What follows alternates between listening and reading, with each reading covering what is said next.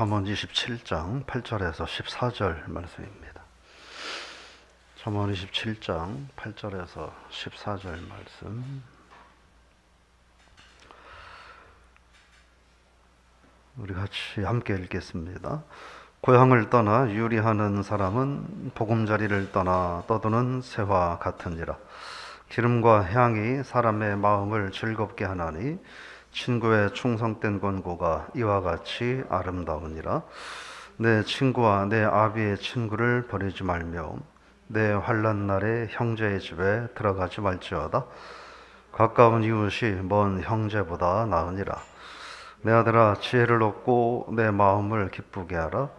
그리하면 나를 비방하는 자에게 내가 대답할 수 있으리라. 슬기로운 자는 재앙을 보면 숨어 피하여도 어리석은 자들은 나가다가 해를 받느니라. 타인을 위하여 보증선자의 옷을 취하라. 외인들을 위하여 보증선자는 그의 몸을 불모로 잡을지니라. 이른 아침에 큰 소리로 자기 이웃을 축복하면 도리어 저주같이 여기게 되리라. 아멘. 오늘 말씀의 제목은 내 삶이 하나님의 거울이 됩니다. 이런 제목입니다. 8절에 보니까 고향을 떠나 유리하는 사람은 보금자리를 떠나 떠도는 새와 같다. 이렇게 말합니다. 이때 당시는 시족 공동체라고 봐야 되겠죠. 그래서 시족 공동체 사회에서 고향을 떠난다. 예를 들어 김씨 마을이 이렇게 마을을 이루어 사는데 거기서 한 사람이 김씨 마을을 떠나서 최씨 마을에 가서 산다라고 할 때 시족 공동체의 특성상 이방인 취급을 받게 된다라고 하는 겁니다. 그러니까 우리 김씨 마을에 어디서 최씨가 뚝 하고 들어오니까 이방인이다. 그래서 좀 멀리하고 가까이 하지 않고 그렇게 교훈 좀 배척을 받는다 하는 이야기죠. 이 말은 무슨 말이냐면 오늘 이 8절의 말씀은 자기를 올바른 길로 인도하는 교훈과 책망을 무시하고 임의로 행동하는 사람은 그런 이방인처럼 취급을 받는 좋지 못한 결과가 올 수밖에 없다라고 하는 것입니다. 그러니까 하나님의 교훈과 책망 또 사람과의 관계에서 다른 이들의 진심에 의한 교훈과 책망을 귀하게 여길 필요가 있다 하는 것이죠. 이건 우리 성경에 이야기하면 우리 인간 세상에서 마찬가지잖아요. 저 사람은 누가 뭐라고 해도 기도 쫑긋하지 않고 자기 마음대로 살아가면 그럼 당신은 그렇게 사셔야지 하면서 외면하는 수가 있잖아요. 그렇게 하면 안 된다라고 하는 거예요. 9절 말씀, 기름과 향이 사람의 마음을 즐겁게 한다. 친구의 충성된 권고가 그와 같다 말합니다. 귀한 손님이 오면 기름과 향을 이렇게 뿌려서 머리에 이렇게 발라줬다는 겁니다.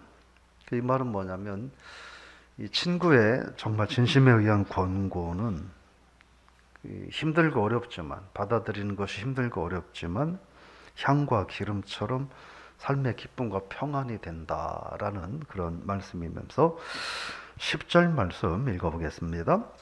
내 친구와 내 아비의 친구를 버리지 말며 내 환난 날에 내 형제의 집에 들어가지 말지어다.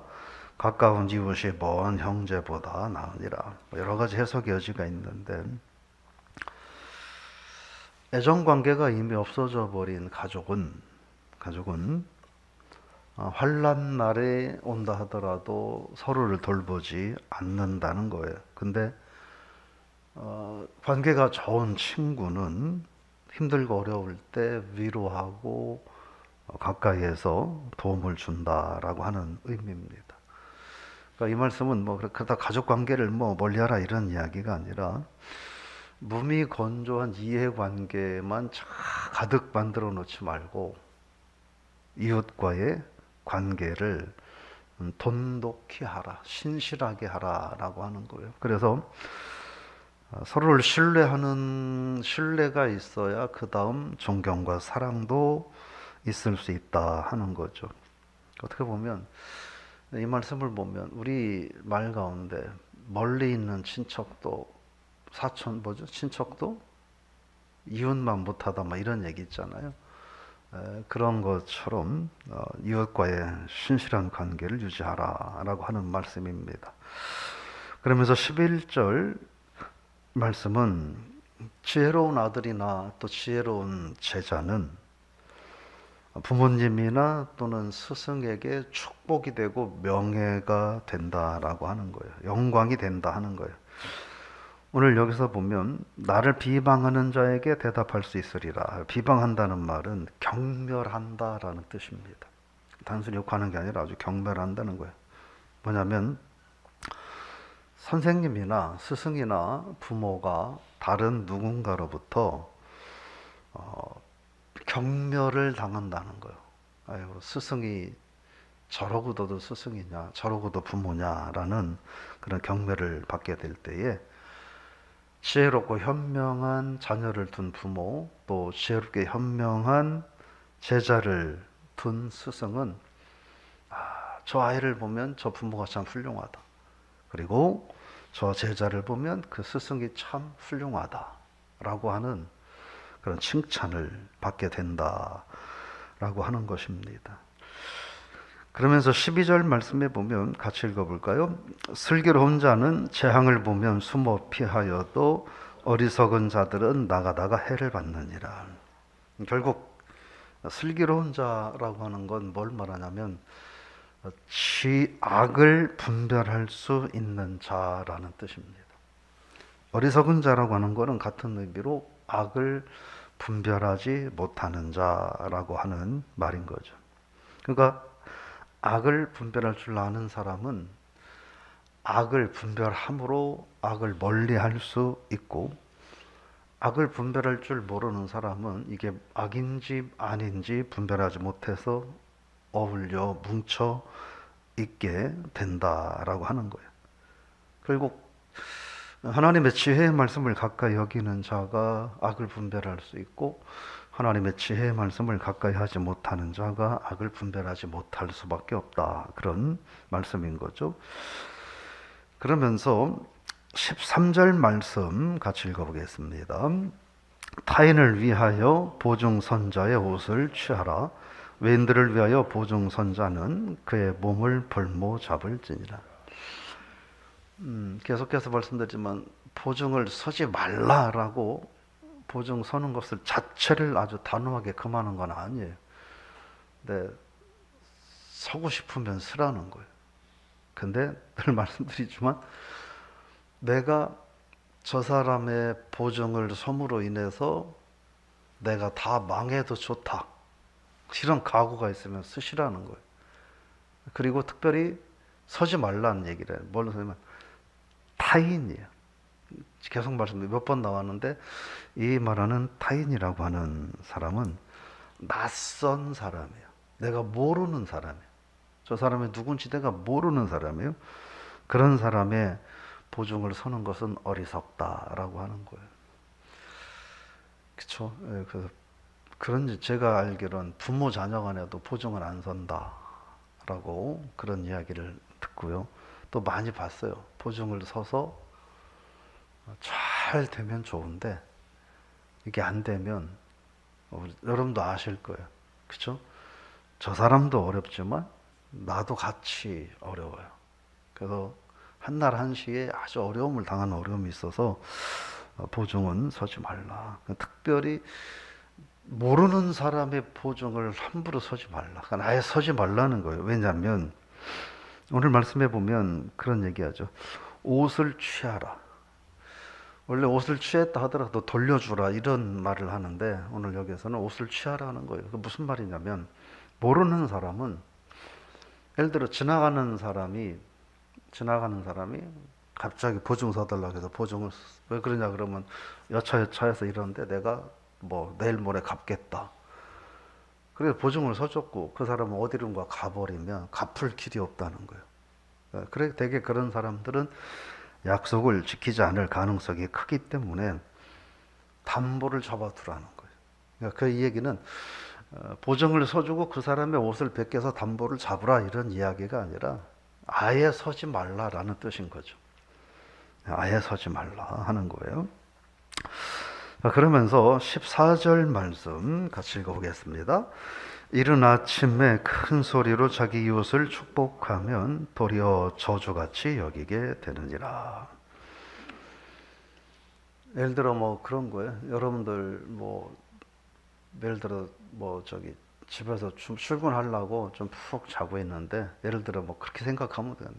오늘 새벽 예배 나온 권사님 또 장로님 집사님들이 아는 집사님 집 앞에 새벽 예배 끝나고 한 6시 반쯤 가가지고 집사님 사랑해 이렇게 소리 지르는, 초인종 누르고 문 밖에서 권사님 사랑해 이렇게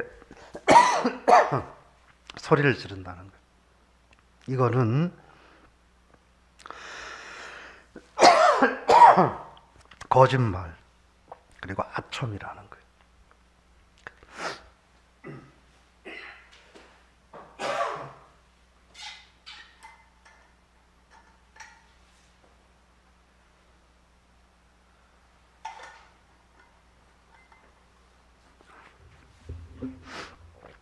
소리도 크게 안 질렀는데 목에 살짝 걸려서.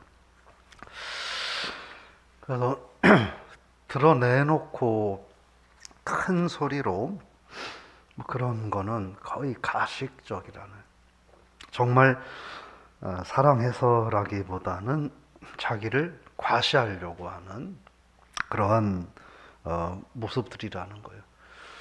사람 관계에서 그런 사람 있잖아요. 저 사람은 뭐 목소리는 커, 만나면 말만 뻔지르하게 하는데 근데 실질적으로 행동은 전혀 아닌 사람 있잖아요. 예? 내가 예를 들어서 내가 집사님 사랑하는 줄 알지? 집사님 사랑해 뭐 이런 사람들 대부분 가식적이고 내세우려고 하는 그런 행위들에 불과하다라고 하는 거예요. 물론 뭐 그렇게 하면서까지 진실하기까지 하다면 더할 나위 없겠지만 대개 그렇지 않죠. 뭐 교회를 제가 얼마나 사랑하는지 아십니까? 그러는데도 되게 교회를 사랑합니다 하면서 이러는 말로만 사랑하는 것도 목사 입장에서는 고맙죠. 근데 그게 별로 교회를 사랑하는 모습이 아니라는 거예요. 여러분 인간관계에서 알 거예요. 뭐 아십니까? 뭐 이러면서 이런 사람들 사실은 별로 실속은 없다. 그래서 이 얘기는 뭐냐면 아침에 큰 소리로 이웃을 축복하는 게 그게 축복이 아니라는 거예요. 자기를 드러내려고 과시하는 거에 불과하다. 그래서 그런 거 불쾌하다 하는 거예요. 결국 이 말은 뭐냐면 아침에 저주하는 것보다야 낫죠. 그런데 이 말은 결국 무슨 말이냐면 정직과 진실과 성실로 사람을 대하라는 거예요. 정직과 진실로 상대방을 대해라 라고 하는 거예요. 정리를 해보면 때로 우리를 향한 사랑의 교훈이 때로는 듣기는 어렵다 할지라도 그걸 수용할 줄 아는 것이 지혜다 라는 것이고, 우리가 이웃과의 관계에서 항상 정직과 신실함으로 신뢰를 쌓으며 살아가야 한다 라는 거 생각해보고, 악을 분별하는 지혜로운 삶을 살아야 된다 하는 것이고, 우리가 이웃을 도와야죠. 우리 홈페이지 예배드릴 때 새벽에 온라인으로 들어가서 계좌번호 남기고 이러는 분들이 있어요. 뭐 삶이 어려워서 뭐 들어왔다고. 오늘 또 한 분이 들어왔는데 저는 그건 정직한 방법이 아니라고 생각을 해요. 자기 아무한테나 들어와서 계좌번호를 적어놓고 도와달라 이런 건 이건 좋지 못한 방법이라고 생각을 해요.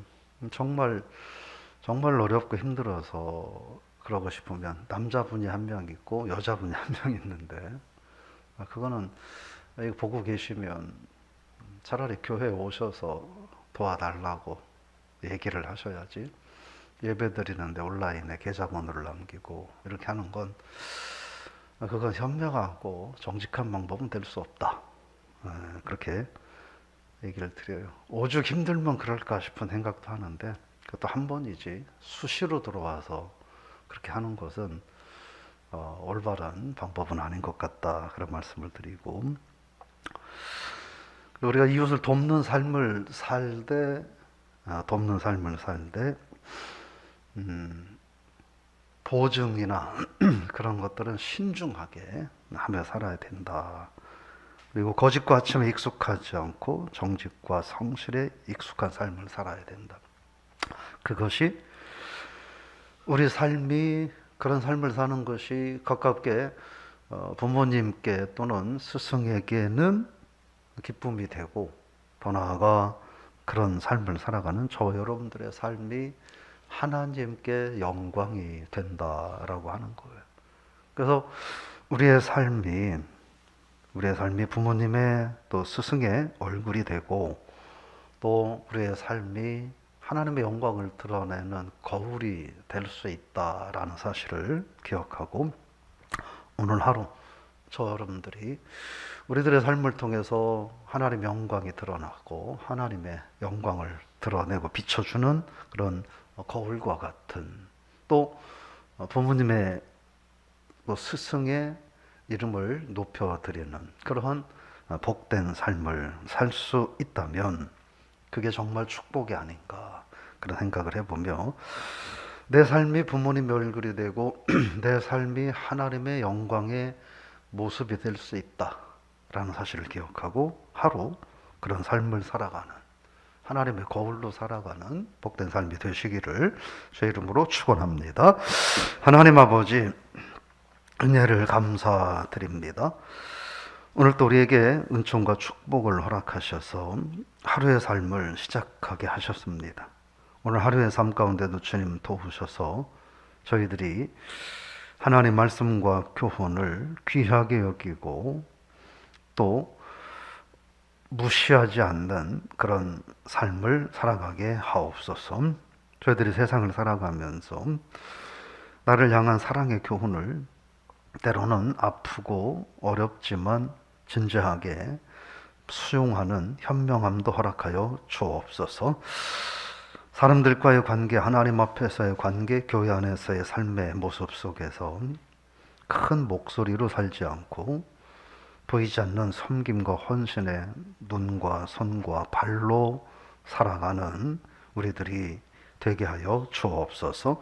그래서 우리의 삶이 우리 부모님 그리고 또 스승 좋은 영광과 또 지혜로운 삶을 살아가게 하시고, 우리의 오늘 하루의 삶이 하나님의 영광의 거울이 된다는 사실도 잊지 않고 우리가 살아가게 하여 주옵소서.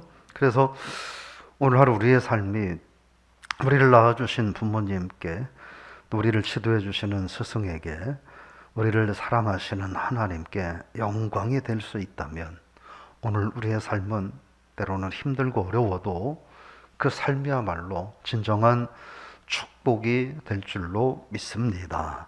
그런 한날의 삶을 하나님의 거울로 살아가는 우리 모두가 되게 하여 주옵소서. 다시금 기도하기는 뜻하지 않은 육신의 연약함으로 인하여 어려움 가운데 하나님의 도움을 구하며 기도하는 성도도 있습니다.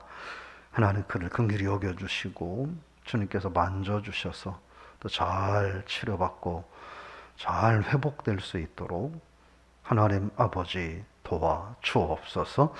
오늘 또 삶의 현장에서 하나님의 은혜만을 소망하며 살아가는 모든 성도들 한 분 한 분에게 큰 은혜 더하여 주옵소서. 저희들이 살아가는 곳마다 크진 않지만, 강렬하진 않지만, 작지만, 그러나 곳곳에서 저희들이 하나님의 영광을 드러내는 거울처럼 살아가는 한 날 되게 하여 주옵소서. 예수님의 이름으로 기도드리옵나이다. 아멘.